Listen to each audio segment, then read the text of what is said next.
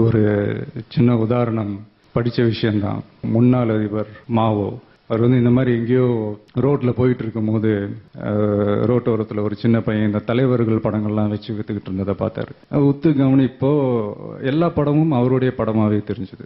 ரொம்பவே கர்வப்பட்டார். ஸோ அந்த கர்வத்தெல்லாம் பெருசா காட்டிக்காம அந்த பையனை கூப்பிட்டு, தம்பி நீ என்னதான் என் மேல உனக்கு இவ்வளோ பாசம் மரியாதை என்னதான் இருந்தாலும் நீ என் படத்தை மட்டும் நீ விற்கிறது தப்புப்பா, மற்ற தலைவர்கள் படங்களையும் நீ சேர்த்து விற்கணும் அப்படின்னு சொன்னார். அதுக்கு அந்த பையன் சொன்ன பதில் தான், அதெல்லாம் எப்போ வித்து போச்சுங்க, இதெல்லாம் தான் விற்காம கிடைக்காது. ஸோ அதனால ஏன் சொல்ல வரேன்னா, நீங்களும் கர்வம்லாம் இல்லாம உங்க லைஃப்ல பெரிய பெரிய உயரங்களை அடையணும் அப்படின்றது தான். அதாவது என்னடா இவன் சம்பந்தமே இல்லாம என்னென்னமோ பேசிட்டு இருக்கான்னு நினைக்கிறேன்னா, இந்த மாதிரி சந்தர்ப்பத்தில் என் மனசுல இருக்கிற சின்ன சின்ன விஷயங்கள் உங்ககிட்ட ஷேர் பண்ணிக்கணும்னு ஆசைப்படுறேன். அவ்வளவுதான். தோல்விகளுக்கு 1000 காரணம் இருக்கலாங்க, ஆனா வெற்றிக்கு 1000 தோல்விகள் மட்டுமே காரணம்.